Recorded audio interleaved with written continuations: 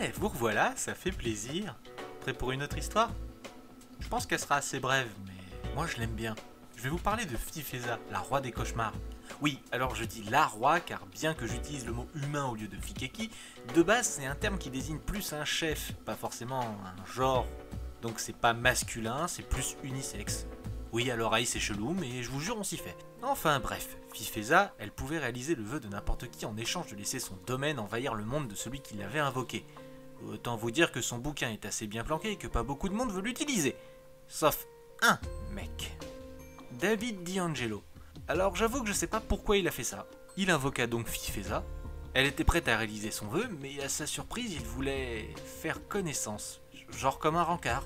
Elle fut prise de court, et ça se comprend, mais cela ne ressemblait pas à un traquenard d'un régicide ou d'un autre roi. Il semblait sincère.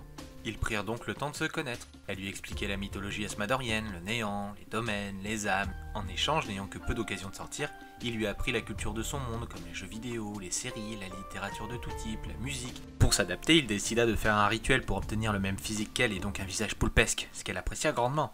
Malheureusement, les absences répétées de Fifeza commençaient à se faire remarquer. Et David eut la visite de la haute conseillère de Fifeza qui lui expliqua que son absentéisme tentait certains à se rebeller pour prendre sa place, et dont sa propre sœur, qui d'ailleurs plus tard viendra le tenter pour qu'ils règnent ensemble, mais pour ça il devait tuer Fifeza, blablabla. La haute conseillère lui dit de vite prendre un choix, soit il sacrifiait son monde, soit il la renvoyait, mais ses roucoulades devaient se terminer. Elle le supplia de la renvoyer, elle perdrait une partie de son pouvoir, car malheureusement certains de ses sujets s'étaient enfuis ou ralliés à sa sœur, mais au moins ils auraient une chance de se revoir dans la mort. Mais David connaissait les risques, il décida de se sacrifier, ainsi que son monde, pour être sûr qu'elle survive, mais aussi qu'elle puisse profiter de tout ce qu'elle a pu apprécier dans ce monde. Elle l'étreignit en l'embrassant une dernière fois, et David disparut. Fifeza, dans son désespoir, écrasa sans mal la rébellion de sa sœur et tue également sa conseillère qu'elle jugeait également responsable.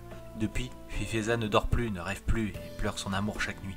Certains pourraient se dire « Ouais, mais c'est pas un être du néant, donc il a pu être envoyé dans son domaine, non ?» Je vous dirais bien tenté, mais son ultime geste d'amour l'envoyait directement chez Malak, la folie amoureuse, ceux qui ont fait des choses incroyables et folles par amour. Bon, si on accepte qu'un monde a été transformé en cauchemar permanent, c'est quand même une très belle histoire d'amour, non? Voir que des gens aussi magnifiques, encore une fois si on accepte la finalité de l'histoire, peuvent encore exister, bah ça fait du bien.